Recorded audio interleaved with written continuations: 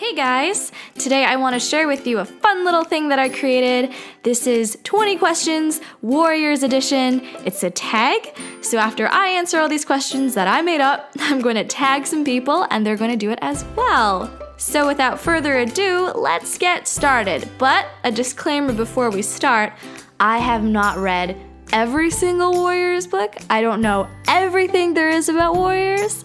I just know what I know. Alright, with that disclaimer over, let's go! Question number 1. How did you get into Warriors?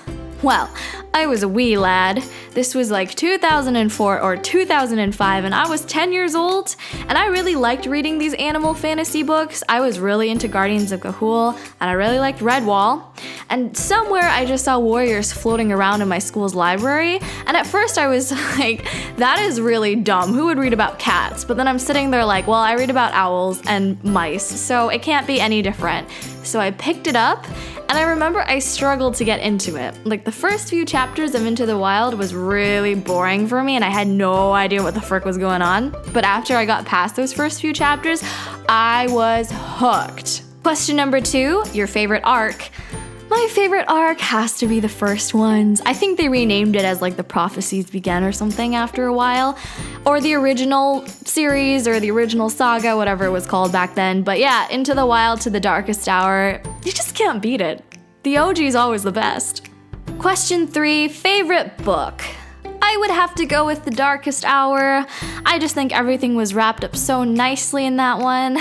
And I'm also really influenced by that answer because when I met Victoria Holmes a long time ago, like 8 years ago, I asked her what her favorite book was, and she said The Darkest Hour, and she gave me this long explanation about why it was her favorite. So I was like, if it's Victoria Holmes' favorite, if it's Vicky's favorite, it is my favorite. So that's just always been my go-to answer, but thinking back on it, it really is my favorite book.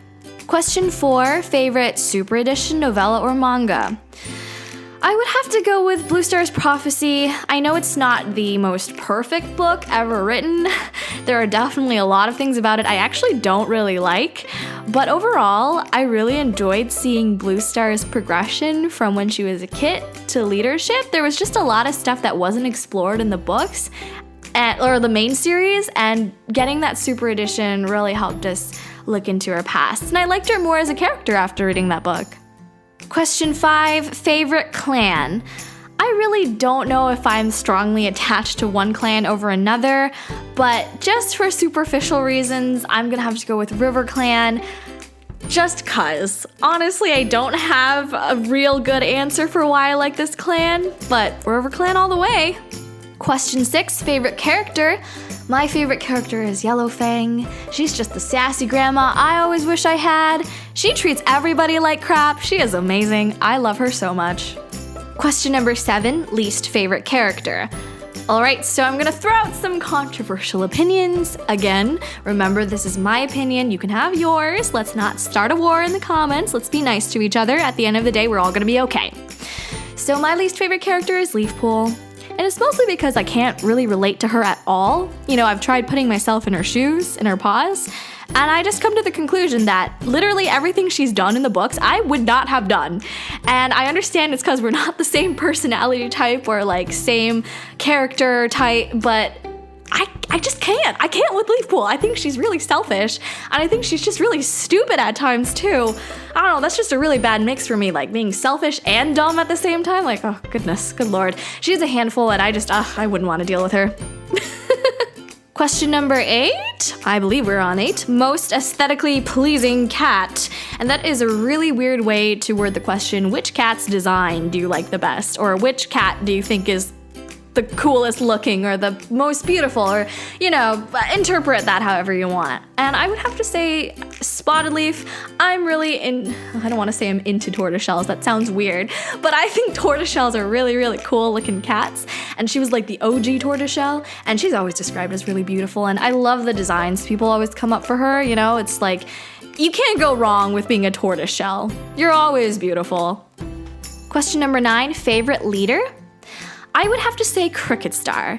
You know, I didn't think much of him before I read Cricket Star's Promise, but after reading that book, I have a lot of respect for Crooked Star. You know, it could have gone totally the other way. He could have become a villain from how much he was abused and bullied and made fun of as a kid. His life was not easy, but he was so good-hearted that he rose above it and he put his clan first and he became leader. And I just think that is the coolest thing ever. I feel like with Firestar or some of the other cats that became leader, it was just a matter of luck. It sort of just fell into their laps. But Crooked Star really, really had to work for it. Question number 10 is favorite villain, and my favorite villain is Broken Star because he was the OG. I'm really into the OG, as you can tell. He was the OG epitome of pure evil and terror. When I was a kid, I was really scared of Broken Star because he made kids fight. He didn't give a crap about his mom or his parents or his clan for that matter. He was very power hungry. He would do anything to just shed blood and get where he wanted to go. And I just feel like they don't make him like that anymore. Question number 11, favorite medicine cat. I'm going to have to go with Cinderpelt. She is my favorite medicine cat because she embodies everything that a medicine cat should be. She's compassionate, you know, she takes her job incredibly seriously. She's very well versed in her job. She's very good at it, you know, and she always made sure that her clan was first. You know, she felt some things for Firestar, but, you know, she never ever let it get in her way. She stayed loyal to her clan and the warrior code, and she didn't completely just blow up on Leafpool when she was being a brat. Like, she kept it together better than any cat in the entire books. Cinderpelt is underrated. I have a drunken rant about how much I love her. Go check that out if you're curious about my thoughts on Cinderpelt. Question 12, most overrated character. This one's tough because I don't have a very good gauge on which characters are popular or has a very high rating in our fandom, but I'm gonna have to go with Jayfeather. I don't hate Jayfeather like some people, but I don't love him to death either. I think everyone loves Jayfeather, or at least I get that feeling that he's just raised to this pedestal, that he's the greatest cat in the entire world, and he's not. Let me tell you, he is whiny and he whines from book 1 of the Power of 3 to book 6 of Power of 3, and he continues to whine on, and he's still whining in this new series with A Vision of Shadows. He doesn't do anything for me. I think he's super overrated, but I don't hate him. So don't come at me with your pitchforks. I don't hate him, but I don't think he's the greatest cat to ever exist. Question 13 is most underrated character.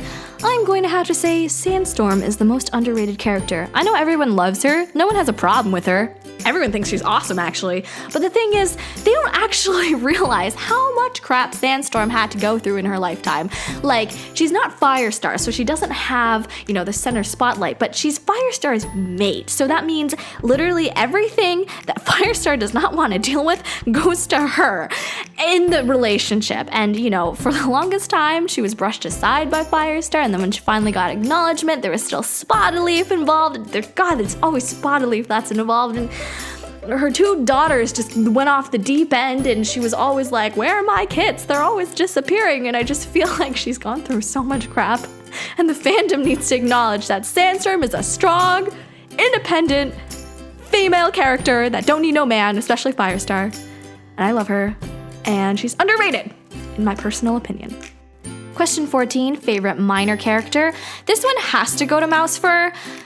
She's literally kept me sane for the amount of books she's been alive in. Like, she's so sassy, she will cut you. She's always down to fight. Like, I love her. And in a time where everyone's like, oh, I don't know if we should fight Shadow Clutch. She's like, yeah, get those suckers. Like, she's great. And I wish she was in the books more, but she's not. So we have to take as much Mousefur action as we are given. Question 15, favorite pairing. Now, I had to think long and hard about this, and I know I'm gonna get so much hate for this. Like, just go ahead and dislike this video now. I'm kidding, don't actually do that. But I had to think about it, and I think my favorite pairing has to be Lionpaw and Heatherpaw. Oh, I can just see the comments now. But here's my case for them. I loved their innocent kid apprentice, like, you know, teenage crush relationship. And the thing that I like most about their relationship is that it didn't work out. And that seems weird because you're always rooting for your favorite ship to work out.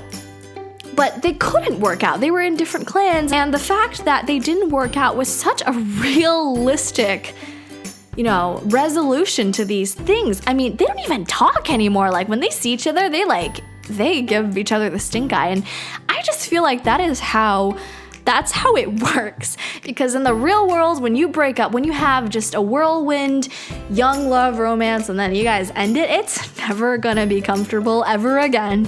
And I like how they found different mates, and I like how they moved on, but I like how you can also look back on their relationship, and I think it was most prominent in Dark River, and just be like, aw, that's so cute for the duration of it, even though you know it's gonna end. Least favorite pairing is question number 16, and if you know me at all, you know the answer to this question, fam. You know what I'm gonna say. I strongly dislike Leafpool and Crowfeather. I already don't, Leafpool is already my least favorite character. Add Crowfeather in, who's probably up there in my least favorite characters. He's not the worst, but I still really don't like him. So putting these two insufferable brats together to make an insufferable relationship pairing ship, trying to live through, I don't know, it's like 2.5 series worth of their drama. It was a lot for me to handle. Basically, the main reason why I don't like this pairing is that I don't buy it. I don't think they were ever in love. I think what happened was Leafpaw was like, oh, I'm a hormonal teenager and I have needs and wants and desires, but I can't ever get them because I've chosen to be a medicine cat. Oh my God, I'm freaking out. Oh, is that a Tom showing attention to me? Oh, I love him. I can't control my hormones. That is what I think happened with Leafpaw. And I think Crowfeather was like, oh my goodness, my first love just died and I am traumatized and I don't know how to really deal with this. So here's a young, pretty looking apprentice cat. Let's get it on with her.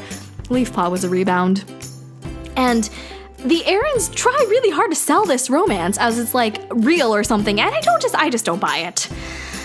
You can fight me, but when they ran off together in Twilight, I don't know, did anyone think, yay, go Leafpool and Crowfeather, yay, they're gonna run off and start a new clan and be with each other forever because they love each other? Or did everyone think, oh my goodness, these idiots are doing something really stupid and I can't get behind it because this is so dumb and they're awful and oh my God, because that's how I felt. Anyway, I'm going to end this right here before I go on another tirade because I have very strong feelings against these two, but I cannot go into it today. Question 17, favorite friendship. And my favorite friendship is probably a pairing that may be a little bit unusual. Maybe no one has ever really thought about it, but I like the friendship between Brambleclaw and Stormfur. And it's really a shame that Stormfur left the clans because I really wanted to see where that friendship went, but he had to get written out of the story. Brambleclaw and Stormfur started out they probably really hated each other, actually. I know Stormfur was always complaining about how bossy Brambleclaw is. Oh, I can't always listen to him, and what does he think he's in charge? Who does he think he is? And Brambleclaw is always threatened by Stormfur somehow because, he was worried Squirrel Flight and Stormfur were a thing, and in the end, they really got through that and developed a mutual respect and admiration and true friendship between each other. And it's just, I don't know, I really like these two, and I wish Stormfur was around because he's a pretty cool character too. Favorite moment is question 18. My favorite moment has to be when Firestar becomes leader and he renames Brightheart into Brightheart, because before that she was named Lostface, which is awful because Bluestar went off the deep end and just was terrible to her. And Firestar, it's so heartwarming, I'm gonna cry. And he is like, no, you're not Lostface, you're Brightheart. And that was like the moment when you're like, man, Warriors is really something special. I'm feeling things for these cats. Question 19, most tragic death. Not gonna lie, I was a mess when Snowfur died. That was the one that just killed me on the inside. It was because Bluestar had to explain to White Kit that his mother is dead and is never going to come back. And he was just like, I don't understand. And Bluestar's like, I'm sorry you don't understand, but there's just no way for me to explain death to a child. And I was there like, frick, this just got real. Snowfur, you didn't have to die. Plus I loved Snowfur and Blue Star. They were great sisters. And finally, here we are. Question 20, favorite battle/fight scene. And mine has to be predictable. The original, the OG, I'm really into the OG. Fight between Blood Clan and all 4 clans back in the first series, at the end of the first series. And the reason why that one just stood out to me so much was because back in my day, literally anybody could die. It was like Game of Thrones, you know? Like, I didn't know who was gonna come out of this battle alive. You know, Firestar was losing a life, White Storm died. I'm like, oh my goodness, are they gonna kill, like, Grey Stripe or Sandstar? Like, are they gonna, like, it was just so uncertain. I had no idea who was gonna come out alive. It was really tense. And when it resolved and they won, I was like, that feels really satisfying, you know? Anyway, that is the end of the 20 questions tag Warriors edition. If you stuck through the entire thing, here's a high five because that was a lot to listen to, and you are great and awesome. All right, here is who I tag. I tag, of course, Blixemy, my Biffle. I also tag Moon Kitty, Lizard Wizard, Tennille Flowers, Blue Jay Artist, Glory of the Rainwings, Star X Husky, Faustina. I tag I'll Bring You Down, basically all the Shady Sisters. I also tag Cheeb, Cola Cat in the Hat, and Tom, that ass is Cash. All right, this is the end. You're free to go. Thank you very much for watching. If you want to see more content like this, hit that subscribe button, and I'll see you in my next video. Bye!